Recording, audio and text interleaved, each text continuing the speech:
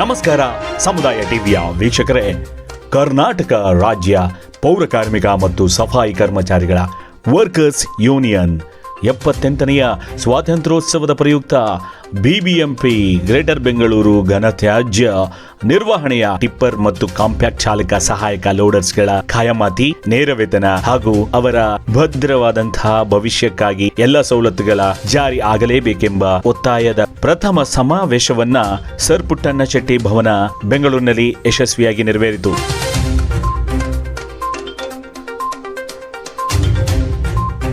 ಈ ಕಾರ್ಯಕ್ರಮಕ್ಕೆ ಕರ್ನಾಟಕ ರಾಜ್ಯ ಪೌರ ಕಾರ್ಮಿಕ ಮತ್ತು ಸಫಾಯಿ ಕರ್ಮಚಾರಿಗಳ ವರ್ಕರ್ಸ್ ಯೂನಿಯನ್, ಬಿಬಿಎಂಪಿಯ ಆಯುಕ್ತರು, ವಲಯ ಆಯುಕ್ತರು, ವಿಶೇಷ ಆಯುಕ್ತರು, ಕೆಎಎಸ್, ಐಎಎಸ್ ಅಧಿಕಾರಿಗಳನ್ನ ಒಂದೆಡೆ ಸೇರಿಸಿ ಎಲ್ಲರ ಸಮಕ್ಷಮದಲ್ಲಿ ಘನತ್ಯಾಜ್ಯ ನಿರ್ವಹಣೆಯ ಟಿಪ್ಪರ್ ಮತ್ತು ಕಾಂಪ್ಯಾಕ್ಟ್ ಚಾಲಕ ಸಹಾಯಕ ಲೋಡರ್ಸ್ಗಳ ಕಷ್ಟಗಳನ್ನ, ಅವರ ನೋವುಗಳನ್ನ ಮಂಡಿಸಿದರು. ಇದಕ್ಕೆ ಅಧಿಕಾರಿಗಳು ಸಹ ಬಿಬಿಎಂಪಿಯ ಪರವಾಗಿ ಸರ್ಕಾರಕ್ಕೆ ಆದಷ್ಟು ಬೇಗ ಸಕಾರಾತ್ಮಕ ಫಲಿತಾಂಶವನ್ನ ನಿರೀಕ್ಷಿಸಬಹುದು ಎಂದು ಭರವಸೆಯನ್ನು ಸಮುದಾಯ ಟಿವಿಯ ಮಾಧ್ಯಮ ಪ್ರತಿಕ್ರಿಯೆ ನೀಡಿ ಭರವಸೆ ಇತ್ತರು.